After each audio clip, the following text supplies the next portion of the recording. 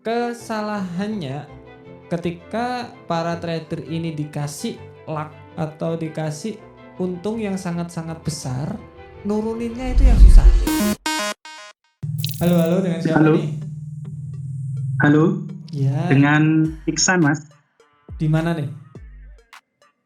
di Magetan. Magetan, Pak Ihsan ya. Sehari-hari kerja Ya, apa, Pak? pengusaha di bidang telekomunikasi Mas. Saya trading sudah hampir berapa ya? 16 bulan Mas. Oh, 16 bulan. Oke, trading di XAU atau di Ya, forex, kripto, saham? awalnya sih saya di banyak pair sih Mas. Habis itu kok saya terlalu pusing kalau di banyak pair, jadi kan melihatnya satu-satu itu tidak fokus. Oke. Habis itu setelah jalan 6 bulan, saya fokusin di satu pair di XAU aja. Oke, sekarang di XAU full ya. Ya, di XAU aja. Time frame? Nah, saya time frame-nya itu ngikutin Mas Tama. Dulu itu saya belum ikut subscribe yang berbayar. Jadi kan saya ikutnya itu di time frame H1, habis itu turun ke 30, 15, 5 baru entry kayak gitu sih Mas. Yes. Sampai sekarang. Jadi ya sampai sekarang kayak gitu sih. Oke. Cuma ada kendala sih Mas. Kemarin tuh di bulan 1 itu kan saya nemuin baru ikut kelasnya Mas Tama juga yang subscribe itu, terus nemuin momentum itu momentum candle. Yep. Itu saya challenge tuh di berapa ya, $200. Okay. Nah itu dalam berapa ya, seminggu kalau nggak salah itu profit menjadi $1.600. Mantap, 200 jadi 1.600. Iya, yang pas Januari itu kan volatilnya tinggi banget. Betul. Dan momentumnya tuh momentumnya dapat terus gitu. Nah, yang saya mau tanyain ke Mas Tama itu kayak gini, dulu tuh pernah ngerasain hanya saya tuh biasanya per hari itu punya profit yang tertentu itu cuma $14 itu saya close. Nah, di Januari itu saya langsung dan itu profit 300 itu kayak gitu, jadi kayak nggak nyaman gitu Mas. Mas Tama dulu tuh kayak gitu apa enggak gitu? Jadi yang awalnya itu profit $20, terus saya ngerasa saya tuh ngerasain per hari kok 300, 400 gitu, nggak nyaman gitu. Oke, nggak nyamannya ini gara-gara kurang atau nggak nyaman emang? Nggak nyaman itu melebihi ekspektasi saya. Jadi awalnya itu hanya $30 itu close, jadi satu itu $30. $30 satu itu $30 udah close selesai. Nah di Januari itu saya profit satu hari itu sampai 200 kayak gitu Mas. Oke. Nah itu ngerasa nggak nyaman. Oh berarti profit gede malah ngerasa nggak nyaman gitu ya? Iya.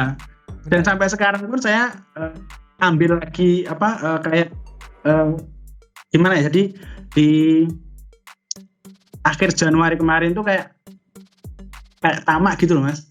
Jadi profit yang dari $200 ke 1.600 itu saya withdraw semua, saya isikan hanya 200, saya challenge lagi. Sampai sekarang tuh belum ketemu momentum yang dari 200 ketemu lagi sampai 1.000 itu belum. Malah yang ada itu hanya margin call kayak gitu. Berarti sering margin call malahan ya sekarang ya? Iya. Sekarang modal tinggal? Dari profit kemarin itu masih nge-save-nya itu $400 Mas. Untuk strategi yang benar-benar nyaman, sekarang pakai apa sebenarnya? Yang nyaman banget? Yang nyaman banget tuh kemarin tuh support and resistance sih Mas. Oh oke. Bukan momentumnya malahan ya? Ini tadi ada yang putus-putus Pak, saya mohon maaf. Jadi sebenarnya $20, kemudian Januari kemarin dapat 200, kok malah nggak nyaman karena terlalu banyak mungkin ya. Kemudian setelah itu langsung MC sering malahan kan. Iya. Nah gitu, oke. Siap. Terima kasih Pak Iksan, terima ketan, mantap. Kita bahas dikit-dikit ya. Oke.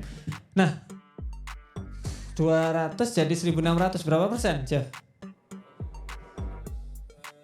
800%. Gede loh Pak itu Pak. 800% itu ngalahin hedge fund.